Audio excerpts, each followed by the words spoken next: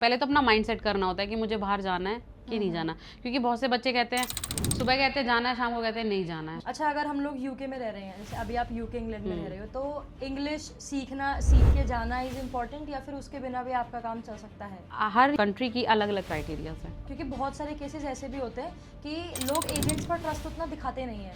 कहना चाहती हूँ प्लीज़, स्कैम बहुत ज़्यादा चल रहा है, मत फंसो इसमें। 20 लाख रुपए आज की डेट में एक बच्चे का आप लगा के चलो। देखो मेरे पास ना बहुत सारे बच्चों के मैसेज आते हैं कि हमें बाहर आना है, बाहर आना है, बाहर आना है, ठीक है, लेकिन ये देखो कि उनमें से कितने बाहर आने के लायक हैं। कि एक कल्चरल डिफरेंस जो आप इंडिया और इंग्लैंड में देखते हो, एक तो वहाँ कल्चर ही नो वहाँ कुछ भी नो, बिहार में डीजे ना बजते, गीत बाकड़ी कुछ नो, बालक हो जो कुछ नहीं है वहाँ, है ही ना कुछ। तीज त्योहार बस एक क्रिसमस मनावे हुए या फिर ईस्टर मनावे हैं। किसी के थ्रू मुझे पता चला उसके 12 लाख रुपए डूब गए हैं। 12 लाख रुपए।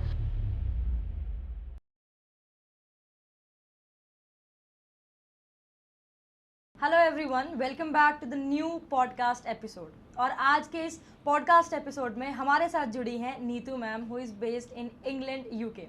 आप लोगों के जितने भी क्वेरीज या फिर क्वेश्चंस थे वो सभी इस पॉडकास्ट में एड्रेस किए जाएंगे, तो एंड तक देखना इस पॉडकास्ट को बिल्कुल भी मत भूलना। तो सबसे पहले वेलकम करते हैं नीतू मैम का। Hello ma'am, and I hope आप बहुत ज़्यादा अच्छा कर रहे होगे। कैसी हैं आप? मैं बहुत अच्छी हूँ सिमरन, आप कैसे हो? सो गुड, आपसे मिलके ये पॉडकास्ट शूट करके सच में बहुत ज़्यादा अच्छा लग रहा है। मुझे भी। तो सबसे पहला क्वेश्चन मेरा फॉरेन स्टडीज़ के ऊपर ही है।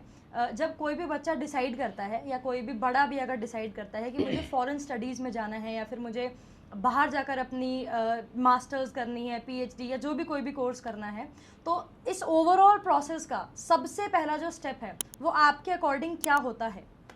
सबसे पहले तो उसको अपनी कंट्री चूज करनी होती है। पहले तो अपना माइंड सेट करना होता है कि मुझे बाहर जाना है कि नहीं जाना, क्योंकि बहुत से बच्चे कहते हैं सुबह कहते हैं जाना है, शाम को कहते हैं नहीं जाना है, तो वो तो नहीं हो पाएगा। फिर आप कंट्री सिलेक्ट करो, Canada, US, Australia, UK, New Zealand, बहुत अच्छी अच्छी कंट्रीज़ हैं। उसके बाद कंट्री सेलेक्ट करने के बाद अपनी यूनिवर्सिटी सेलेक्ट करो। अच्छा अच्छा, कि मुझे इस यूनिवर्सिटी में, और इन सबसे पहले अपने डॉक्यूमेंटेशन तो देखो, उसके बिना तो आप नहीं जा सकते ना। आपके एकेडमिक्स रेडी होने चाहिए। कौन कौन से डॉक्यूमेंट्स 12th 10th की मार्कशीट और आपका जो एग्ज़ाम होता है, और उस यहाँ से आप शुरू कर सकते हो। उसके बाद आपको एक एग्ज़ाम देना होता है, आइल्स, पीटी, टॉफल, जिस कंट्री में जिस एग्ज़ाम की रिक्वायरमेंट होती है। तो सबसे पहले हमें अपना माइंडसेट करना है सर, हाँ। कि मेरे को फॉरेन में जाना है और कितने भी स्ट्रगल्स आए मेरे हाँ। को वहाँ पे ही रहकर पढ़ना है, मास्टर्स करनी है या फिर सेटल होना है। हाँ। सबसे पहला इस माइंडसेट। उसके बाद में हमें कंट्री चूज करनी है। हाँ। कि मुझे इस कंट्री में जाना है। बिल्कुल। कंट्रीज की कुछ रैंकिंग टाइप होती है। हाँ। वो बच्चा खुद डिसाइड करता है या फिर ऐसा कुछ है कि उसके ग्रेड के ऊपर है? डिपेंड करता है। ऑस्ट्रेलिया मुझे लगता है, क्योंकि मेरी फ्रेंड वहाँ पे है और हमने बहुत देखा है, तो ऑस्ट्रेलिया बहुत अच्छी कंट्री है। न्यूजीलैंड भी बहुत अच्छी है। वो उनका जो लाइफ स्टाइल है वो काफ़ी अच्छा है, उनका जो लिविंग स्पेस है वो काफ़ी अच्छा है, इन्वायरमेंट भी काफ़ी अच्छा है। ऑस्ट्रेलिया का इन्वायरमेंट तो सिमिलर टू इंडिया है, ठीक है, वहाँ पे टेम्परेचर ऐसा ही तो होता है। सबसे पहले माइंडसेट, देन कंट्री डिसाइड करनी है। उसके बाद यूनिवर्सिटी डिसाइड करनी है, किस यूनिवर्सिटी से हमें कौन सा कोर्स करना है। कौन सा कोर्स करना है, ये ऑफ कोर्स यस। किस किस टाइप की यूनिवर्सिटीज होती हैं? और ये वहाँ पे सारी ये प्राइवेट सी होती हैं जो इतनी फीस लेती हैं हम लोगों से, और कुछ ये डिपेंड करता है आपके जिससे हम फाइल लगवाते हैं। वैसे हम लोग जिसको ज़्यादा नॉलेज हो जाती है, जैसे अब मैं हूँ, मेरे को अपनी छोटे बहन की अगर फाइल लगवानी है तो शायद मैं खुद लगवाऊँ, क्योंकि यूनिवर्सिटीज़ डायरेक्ट रिप्लाई करती हैं। हाँ, कई बार बच्चे डर जाते हैं मेल करने में कि यूनिवर्सिटी रिप्लाई करेगी कि नहीं करेगी, तो वहाँ पे एक हमारा होता है जो हेड होता है। उसके बाद हमारे एजेंट्स होते हैं।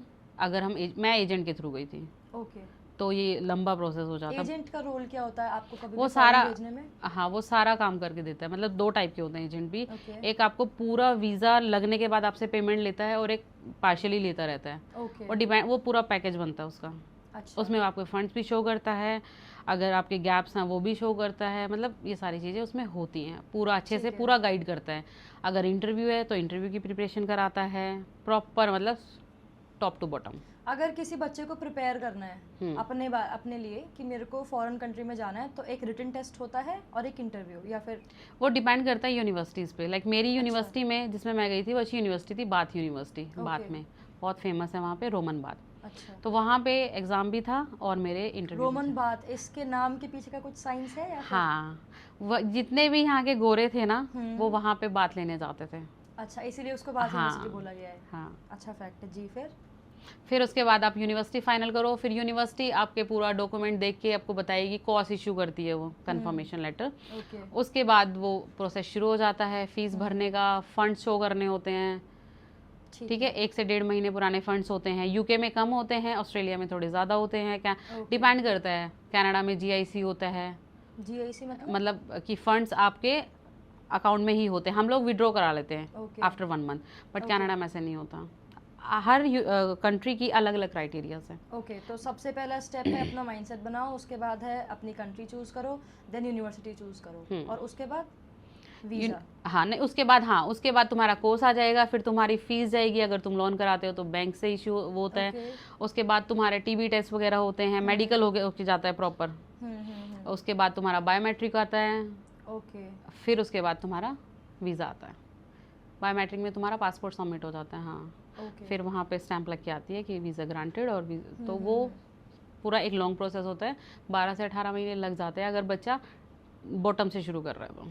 ओके, तो मतलब 12 से 18 महीने हमें फॉरेन का प्रॉपर सिर्फ प्लानिंग में वहाँ से जाने में हाँ, क्योंकि फंड्स भी होते हैं, एग्जाम भी क्लियर करना होता है, 2-3 महीने, फिर उसकी टाइमिंग भी होती है। ऐसा तो नहीं है कि अच्छा मैं रेडी हो गया मेरा इंटरव्यू ले लो, नहीं। अच्छा। वो होता है कि बहुत सारी यूनिवर्सिटीज़ जो हैं, और अभी मैंने सुना है कि कुछ यूनिवर्सिटीज़ ऐसी भी हैं जो विदाउट एग्ज़ाम और मे बी विदाउट इंटरव्यू भी एडमिशन ले रही हैं। अच्छा, तो मेरे को अभी पता चला इस बारे में। यूनिवर्सिटी के ऊपर डिपेंड करता है। हाँ, यूनिवर्सिटी टू यूनिवर्सिटी वेरी करती है ये thing. About interview and the written examination, all that things. Okay. अब जब कोई भी बच्चा है और वो अपना कोर्स डिसाइड कर रहा है कि मेरे को इस कंट्री में ये वाला कोर्स लेना है, तो कौन कौन से ऐसे फैक्टर्स हैं जो उस चीज़ को अफेक्ट करता है, फिर इस डिसीजन को अफेक्ट करते हैं कि मुझे ये वाला कोर्स लेना चाहिए? लाइक उसकी प्रीवियस स्टडी की बेस पे लेगा ना वो तो कोर्सेज। सबसे पहले स्टूडेंट्स जो होते हैं यूजुअली वो स्टडी वीज़ा अप्लाई कराते हैं, तो ये स्टडी वीज़ा अप्लाई कराने का पूरा प्रोसेस जो है ये किस तरीके से होता है, कहाँ से शुरू होता है, क्या क्या इंपॉर्टेंट ऐसे स्टेप्स हैं जो बच्चे मिस कर जाते हैं या फिर कुछ गलतियाँ उसमें कर देते हैं आपके हिसाब से? अभी मैंने पीछे आपको बताया था, शुरुआत होती है अपने डॉक्यूमेंट्स इकट्ठा करो। ठीक है, ग्रेजुएशन तक के। अगर मास्टर्स मुझे लगता है कि मास्टर्स अच्छी होती है करने के लिए बाहर, क्योंकि 1 साल की होती है और आपका टाइम भी बच जाता है, फीस भी बच जाती है। तो अपना 10th 12th ग्रेजुएशन, और एक वो इंग्लिश लैंग्वेज भी एग्ज़ाम होता है वो, और एक मेमोरेंडम वो होता है कि हाँ इस बच्चे ने सारी स्टडी इंग्लिश में की है, ये भी होता है। जो वो यूनिवर्सिटीज़ है ना जो विदाउट एग्जाम ले रही है, वो ये सब चेक करती हैं। अगर तुम्हारी ग्रेजुएशन इंग्लिश से है या इंग्लिश में तुम्हारे अच्छे मार्क्स हैं तो they may be considered you. Okay, तो it's all about your language focus, language भी पकड़ आती है, and that exam also based on the language. अच्छा, अगर हम लोग यूके में रह रहे हैं, जैसे अभी आप यूके इंग्लैंड में रह रहे हो, तो इंग्लिश सीख के जाना इज इम्पॉर्टेंट, या फिर उसके बिना भी आपका काम चल सकता है फॉरेन कंट्री के अंदर? या फिर उस कंट्री, जैसे फॉर एग्जांपल कोई बच्चा है, अभी इंग्लिश तो यूजुअली ट्रेड लैंग्वेज है, सबको आती है इंग्लिश, तो मोस्टली पॉपुलेशन इंग्लिश जानती है, लेकिन अगर कोई फ्रांस में जा रहा है तो उसको फ्रेंच लैंग्वेज आनी चाहिए, तो इज इट इम्पॉर्टेंट कि अगर आप जिस कंट्री में जा रहे हो उस कंट्री की नेटिव लैंग्वेज आपको पता होनी चाहिए, ये जरूरी है, या फिर आप सर्वाइव ही नहीं कर पाएंगे? बहुत मुश्किल हो जाता है, बेचारापन सा हो जाता है अगर आपको नेटिव लैंग्वेज नहीं आती। बिल्कुल। तभी तो ये एग्ज़ाम है। ये एग्ज़ाम रीडिंग, स्पीकिंग, लिसनिंग और राइटिंग, इसके 4 होते हैं, स्टेप्स होते हैं। इसमें पूरा बच्चे को, और वो इंग्लिश भी जो ये आइल्स में होती है वो प्रॉपर गोरो वाली इंग्लिश होती है। गोरो वाली इंग्लिश समटाइम्स हमें भी समझ नहीं आती है जब हम कस्टमर डीलिंग करते हैं। जब पहली बार मैं थी तो दे आस्क मी, मेरी कलीग ने पूछा कि पानी की बोतल मिलेगी, तो उसने ऐसा बोला मुझसे, do you have water, something like, and I was like हैं ये क्या मांग रहे हैं, ये तो यहाँ है ही नहीं। क्योंकि उसका एक्सेंट बहुत अलग होता है, बिल्कुल। फिर साइड में पानी की बोतल मांग रहे हैं अरे भैया। अच्छा, तो बहुत डिफरेंस है, इसीलिए लैंग्वेज पे पकड़ रखना इज इम्पोर्टेंट। अब हम लोगों को आदत पड़ गई है उनके लिप्स पढ़ने की, गेस्चर्स पढ़ने की। उनकी इंग्लिश बहुत डिफरेंट है, हम लोगों से बहुत अलग है। टफ बेसिस पे अलग है, या फिर ऐसा है कि वो ना ग्रामर यूज नहीं करते हैं? अच्छा, एरर्स भी होते हैं उनकी? हाँ, वो ग्रामर्स, हम जो ग्रामर्स पे फोकस करते हैं, इज़एमआर वो, उनका कुछ नहीं होता। नहीं, वो तो सीधा बोलते हैं। किसी भी बच्चे को अगर अपना वीज़ा, यूजुअली जितने भी बच्चे जाते हैं, कुछ लोग ऐसे होते हैं जो कि स्टडी बेसिस के लिए जाते हैं कि मेरे को वहाँ पे जाना है, मास्टर्स करनी है या फिर पीएचडी करनी है या फिर अपनी ग्रेजुएशन जो भी है उसका। उसके बाद में जो बड़े लोग होते हैं जो कि बेसिकली जॉब पर्पस के लिए वहाँ पे जाना चाहते हैं, आपके हिसाब से इन दोनों में से विच वे इज़ मोर ईजियर? तो मेरे को सिर्फ ये चीज़ जाननी है कि स्टडी और जॉब, इन दोनों में से अगर किसी बच्चे को जाना है तो वो क्या उसको पहले प्रेफर करना चाहिए, जॉब और स्टडी? जॉब का तो उस वीज़ा को बोलते हैं हम स्पॉन्सरशिप वीज़ा, ओके। वो हमारे हाथ में नहीं होता। वर्क वीज़ा हो गया, ये स्पॉन्सरशिप वीज़ा हो गया, हम्म, और आजकल ये इन्होंने निकाला है लकी ड्रॉ वीज़ा हो गया, ओके। स्टूडेंट वीज़ा हो गया, हम्म, और टूरिस्ट वीज़ा हो गया, हम्म, और बस यही वीज़ास होते हैं जहाँ ओके, तक ये मुझे लग वीज़ा रहा होते है। हैं। तो हाँ, इनमें सबसे जल्दी बनने वाला वीज़ा जिससे आप बेसिकली अपनी स्टडीज़ के लिए या फिर किसी भी अपने काम के लिए जा सकते हो, वो कौन, मतलब सबसे कन्वीनियंस जो वीज़ा होता है वो कौन सा वीज़ा है? देखो सबसे इजी तो वही स्पॉन्सरशिप होता है, आप ओके। 5 साल वहाँ काम करो, आराम से सेटल हो जाते हो। लेकिन वो वीज़ा हमारे हाथ में तो होता ही नहीं है, वो वहाँ की कंपनीज डिसाइड करती हैं हमें किस बच्चे को लेना है, किसको नहीं लेना है, ओके। प्रॉपर तरीके से। अगर किसी बच्चे का स्पॉन्सरशिप वीज़ा आ जाता है तो वो 5 साल में PR हो जाता है वहाँ पे, लाइक वहाँ पे ILR अप्लाई permanent- कर देता है वो। ओके, तो आप हमें परमानेंट रेजिडेंसी फिर मिल जाती है। हाँ, और उसके कोई चार्जेस भी नहीं होते, वो सबसे अच्छा वीज़ा होता है। बट वो पूरा बैकग्राउंड चेक करते हैं, वहाँ की कंपनीज ऐसे नहीं देगी आपको वीज़ा। तो ज़्यादातर लोग तभी स्टडी वीज़ा पे जाते हैं। कोरोना के टाइम पे बहुत सारे हमारे एशियंस गए थे जो हमारे फूड इंडस्ट्री में मैनेजर हैं, स्टोर मैनेजर्स हैं, they all are Asians, even area manager, regional managers as well. अच्छा, एक और सवाल मेरे दिमाग में ये है, कोई भी बच्चा अगर फ़ॉरेन जाने के लिए प्रिपेयर कर रहा है, आपके हिसाब से कौन सी ऐसी गलती है जो मोस्टली बच्चे करते हैं और उसकी वजह से वो रह जाते हैं? वो ना स्टेप बाय स्टेप नहीं चलते, मेरे से भी हुई थी गलती। अच्छा, हाँ, फंड्स का इशू हो गया था, तो मतलब तो आपको फिर स्टेप बाय स्टेप। हाँ, क्योंकि इनटेक दो ही इनटेक निकलते हैं। एक इनटेक आपका निकल गया, मेरा शायद फंड्स की वजह से ही रह गया था। ओके, मेरा था अगस्त इनटेक, फंड्स की वजह से इशू आ गया तो मेरा फिर जैन इनटेक गया। तो बेसिकली बच्चे गलती करते हैं स्टेप्स। अच्छा, ये हाँ। लैक ऑफ अवेयरनेस है कि बच्चों को पता नहीं कैसे कैसे अप्लाई करना होता है, या फिर एक तरीके से, क्योंकि बहुत सारे केसेस ऐसे भी होते हैं कि लोग एजेंट्स पर ट्रस्ट उतना दिखाते नहीं है। हाँ, हाँ, तो उस पर आपका क्या टेक होगा? आजकल तो चैट जीपीटी चला हुआ है, हाँ, सब कुछ स्टेप बाय स्टेप वहाँ से आप पता कर लोगे। लेकिन कई बार ना कम्युनिकेशन गैप भी आ जाता है एजेंट के बीच में। और एक चीज़ मैं बताती हूँ, एजेंट की अगर बात ही आ गई है तो कल एक बच्चे का मेरे पास मैसेज भी आ रहा था, उसका नाम तो मुझे नहीं पता, मेरे से बहुत किसी के थ्रू मुझे पता चला, उसके 12 लाख रुपए डूब गए हैं, 12 लाख रुपए। जो कि बहुत बड़ी अमाउंट। मैम, मेरा नेक्स्ट क्वेश्चन आपसे है कि फाइनेंशियल डॉक्यूमेंट्स, या फिर जब हम लोग फाइनेंस की बात करते हैं तो उसमें कौन कौन से डॉक्यूमेंट इंपॉर्टेंट है, और दूसरी चीज़ कि इस पूरे स्टेज में कितना खर्चा अप्रॉक्सीमेटली किसी भी स्टूडेंट का आ जाता है? देखो जब मैं गई थी, खर्चे की अगर मैं बात करूँ तो मेरा 15 लाख रुपए तो मेरी फीस थी। उसके बाद आपकी IHS फीस होती है, और फंड्स आपको शो करने होते हैं, और ट्रैवल होता है। मतलब 20 लाख रुपए आज की डेट में एक बच्चे का आप लगा के चलो ओवरऑल, मतलब फ्लाइट टिकट इंक्लूड कर लो। ये कंट्री टू कंट्री डिपेंड करता है या Yes. फिर कोर्सेज पर डिपेंड करता है? तो Country मिनिमम to से country. मैक्सिमम कितना जा सकता है आपके हिसाब 20 से 22 लाख रुपए यूके की अगर मैं बात करूँ तो। बाकी दिस इज फॉर ग्रेजुएशन और like no, for the masters. Okay, this is for the masters yes, only. Graduation कितने साल की होती है? 3 साल की होती है, सेम वहाँ पे भी प्रोसेस। सेम। हाँ, और मास्टर्स जो है यूके में एक साल की होती है। बाकी कंट्रीज में 2 साल की होती है। बाकी कंट्रीज में 2 साल की होती है। ठीक है, नेक्स्ट क्वेश्चन है मेरा कि डिफरेंट कंट्रीज़ में जब हम लोग पढ़ाई करते हैं, या फिर जो उनका एक्सपेंसेस वाला जो ये पोर्शन होता है, या लाइफस्टाइल वाला जो पोर्शन होता है, उसका हमारी कंट्री से किस तरीके से डिफ़र करता है? देखो हमें यहाँ से जाने से पहले अपना माइंड सेट करना पड़ता है, अपना एकोमोडेशन। इंडिया में ऐसा होता है कि आओ, कोई ना कोई रिश्तेदारी निकल जाती है, सेटल हो जाता है। लेकिन वहाँ पे लोग ऑलरेडी स्ट्रगल कर रहे होते हैं, लाइक 1 रूम होते हैं सबके पास, रेंट इतना ज़्यादा हाई होता है, वहाँ के एक्सपेंसेस हाई हैं, नो डाउट। कई बार मैं अपनी वीडियोस में बोलती हूँ आ जाओ भाई आ जाओ, कोई दिक्कत ना हो, बट वो मेरा फ़नी कंटेंट क्रिएटर है, दैट्स वाई मैं वो बोलती हूँ। बाकी वहाँ पे स्ट्रगल है, एक्सपेंसेस लगते हैं, बट वहाँ पे पैसा है, तभी हम लोग वहाँ बैठे भी हैं, वहाँ पे है हमारा। कि कोई भी स्टूडेंट अगर वो फाइनेंशियल लिमिटेड है, मतलब उसके पास एक लिमिटेड मनी है, तो क्या उसको ऐसा करना चाहिए कि फाइनेंस की वजह से मैं शायद फ़ॉरेन में अच्छा नहीं कर पाऊँगा, या फिर फ़ॉरेन में मेरा जाना पॉसिबल नहीं है? मतलब फाइनेंस क्या एक बच्चे को लिमिट कर सकता है आपके अकॉर्डिंग?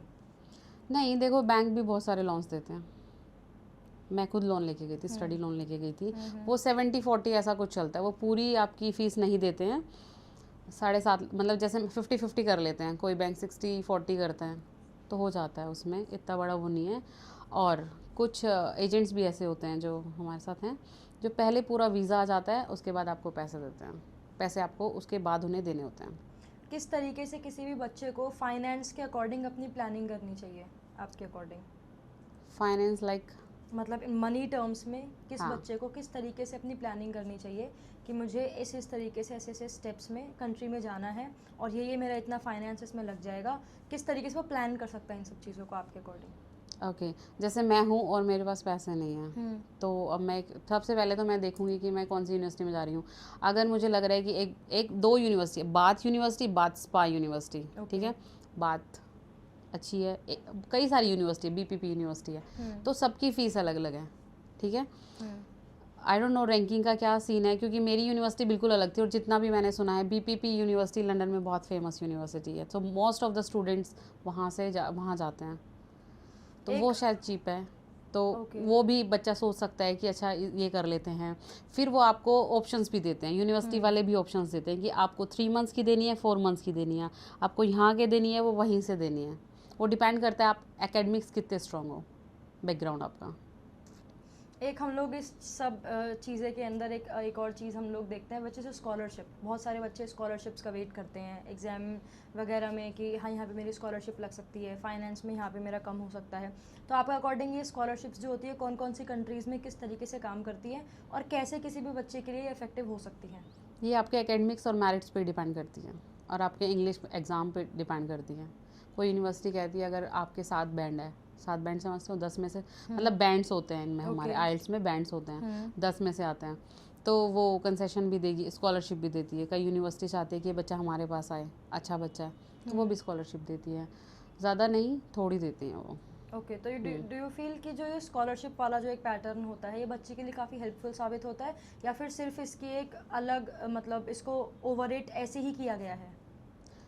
मुझे तो लगता है ये कि इस घुमा फिरा के बात वही आ जाती है। स्कॉलरशिप्स इतनी हेल्पफुल नहीं होती? हाँ, इतनी नहीं होती एक बेसिक बच्चे के लिए। अगर कोई एकेडमिक्स में स्ट्रांग है, जैसे कि मैंने सुना है कि केरला के बच्चों को गवर्नमेंट पूरा फंड करती है स्टडीज़, या पीएचडी अगर आपका रिसर्च पेपर अच्छा है तो मे बी यूके वाले आपको फंड करेंगे स्टार्टिंग में, तो वो डिपेंड करता है बच्चे के एकेडमिक्स में। कितनी परसेंटेज बच्चे स्कॉलरशिप के ऊपर भरोसा कर सकते हैं, रिलाई कर सकते हैं? मैं ज़्यादा नहीं कहूँगी क्योंकि उसमें बहुत ज़्यादा टाइम लग जाता है। ओके। और ज़्यादा नहीं, तो मतलब एक 2 से minimum- 5%। हाँ। Okay.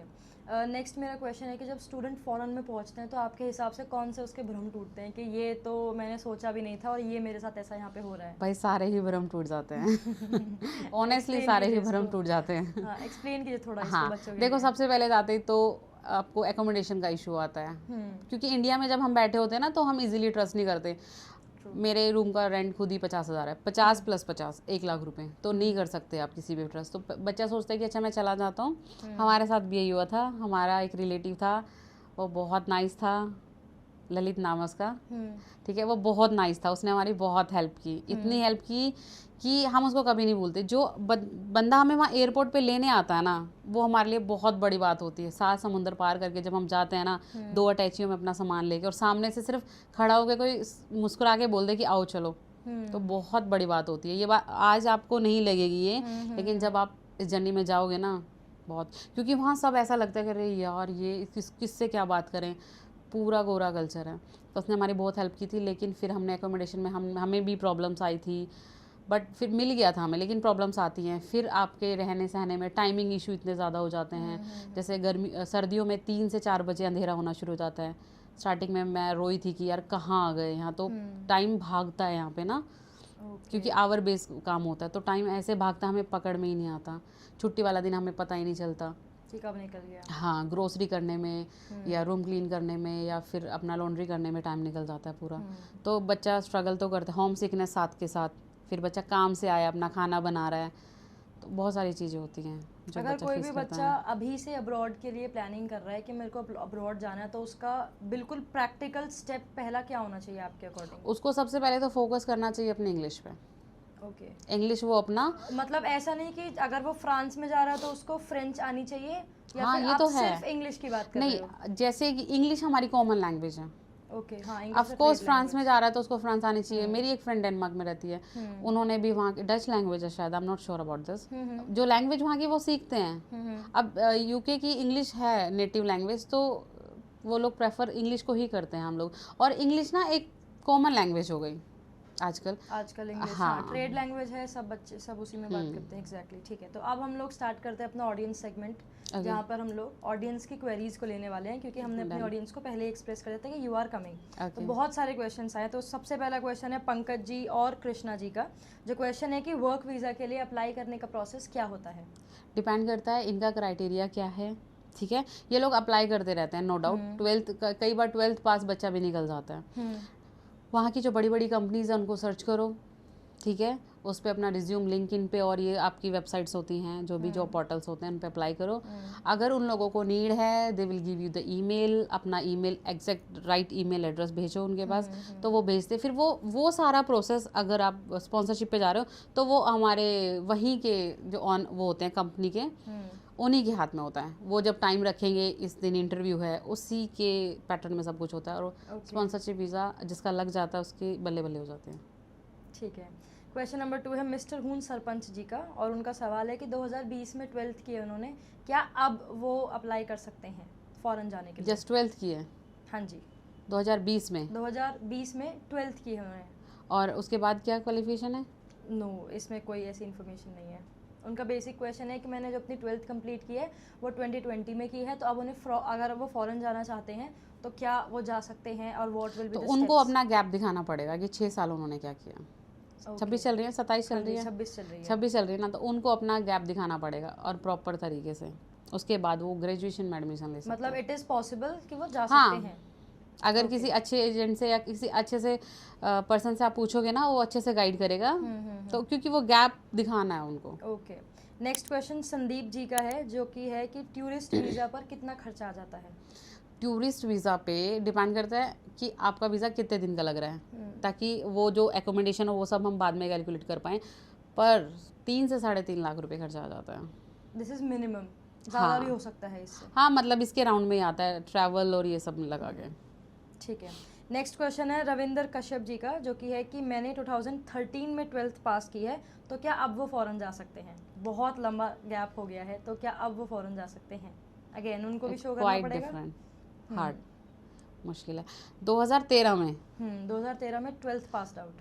13, 14, 15, 16, 17, 18, 19, 20, 21, 23, 24, 25, 26, it's hard. Okay, next question है दिव्यांशी जी का, जो कि है कि 12th के बाद क्या फ़ौरन जा सकते हैं? हाँ, बिल्कुल जा सकते हैं। आफ्टर 12th अप्रॉक्सीमेटली अब तुरंत? आपको नहीं लगता कि 1 साल, क्योंकि प्रोसेस जो पूरा है वो समय लेता है, हाँ, तो 1 साल तो उसको ड्रॉप लग जाएगा फ़ौरन जाने में ही, डॉक्यूमेंटेशन तैयार करने में, स्टेप्स फॉलो करने में। तो वो हाँ, लेकिन बीच में अगर वो नहीं एडमिशन लेती है कहीं तो जा सकती है वो आराम से। और अगर 12th पास बच्चे हैं तो मैं सजेस्ट करूँगी कि ऑस्ट्रेलिया वगैरह के लिए ट्राई करें।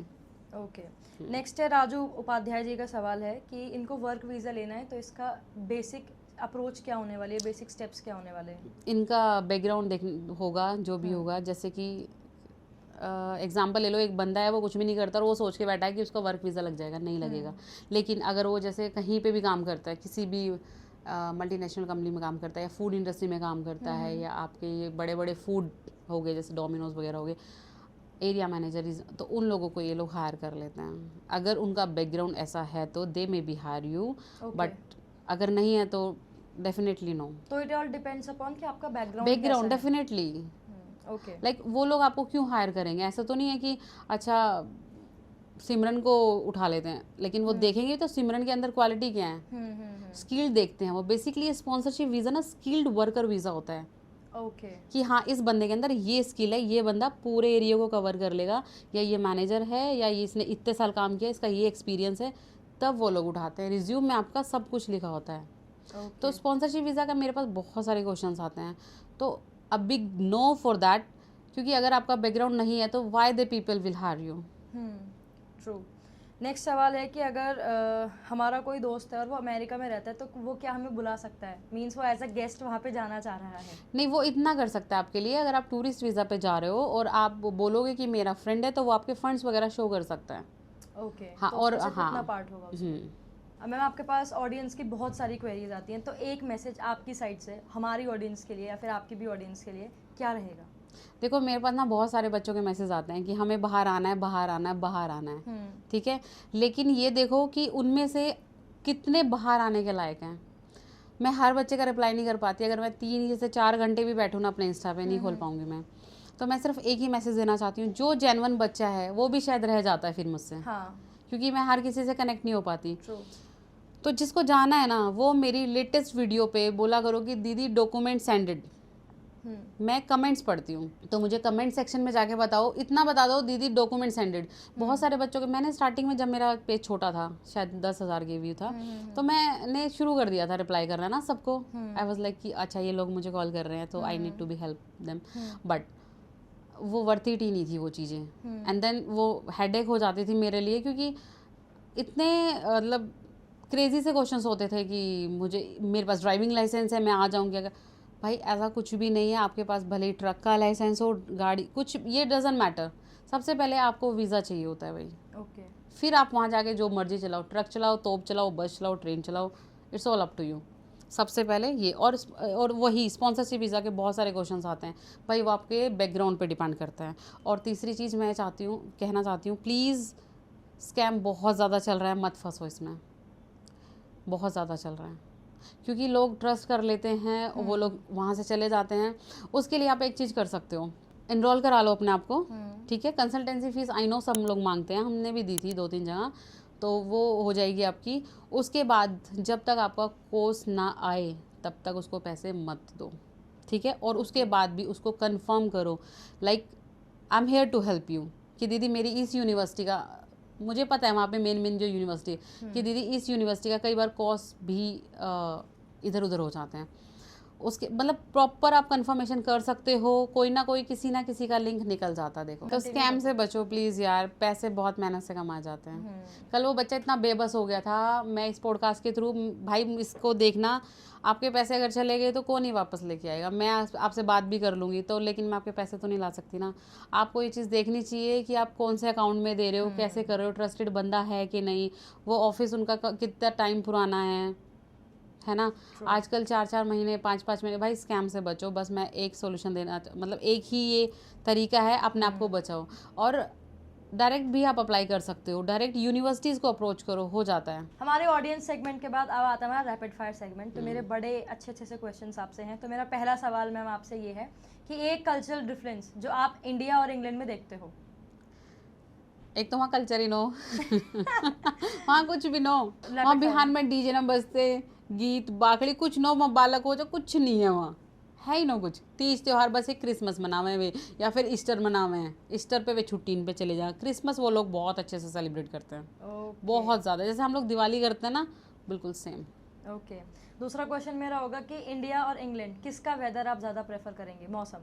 ऑफ कोर्स इंग्लैंड, वो तो देखो फेमस है। नेक्स्ट क्वेश्चन है कि आपकी favourite city in England? Bath. Bath is a favourite city, बहुत प्यारी सिटी है। My fourth question would be one word जिससे आप डिस्क्राइब करना चाहेंगे इंग्लैंड को। सब सेम है वहाँ, कलर भी ना हो, कलर भी ना हो, सारे गोरे एक जैसे लगे हैं। बताओ।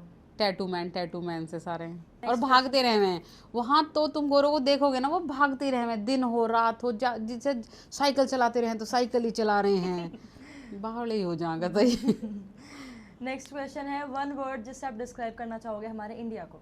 Diversity, a lot of people, cultural difference. और लास्ट क्वेश्चन है one word about our GME. Great mission education plus गुजर मिशन एजुकेशन। Very good. क्योंकि आप लोग ना एक पूरी, मतलब आप लोगों का एम क्या है कि अपनी इस जो सोसाइटी है या अपनी जो कम्युनिटी है उसको वो नहीं दिखाना। लोग हमें किस तरीके से देखते हैं, ए गुजरन के बालक है, इन्हें पढ़ना थोड़ी है, इनका तो मुआवजा आ रहा होगा, इनका तो किराया आ रहा होगा, पर नहीं, ये बहुत फर्क हो चेंज गया करना है। बहुत फर्क पड़ रहा है भाई। और मैं तो गुजरन की बहू हूँ, और टिपिकल बहू खेड़ी बनौता की। और देखो, तो सबको अपना अपना स्टेप उठाना पड़ेगा। ट्रू। तो that was our rapid fire segment with Neetu ma'am. आज का पॉडकास्ट आई होप आप लोगों ने बहुत ज़्यादा इन्जॉय किया होगा। मैम के साथ बहुत सारे क्वेश्चंस हमने लिए, आपके वीज़ा से रिलेटेड या फिर क्वेरीज जितनी भी थी वो सब हमने एड्रेस की। और आज का एपिसोड लिटरली बहुत फुलफिलिंग हमारे लिए रहा। हम लोग मिलते हैं आपसे नेक्स्ट पॉडकास्ट में, तब तक के लिए जुड़े रहिए जीएमई के साथ। From local roots to global heights, together we rise.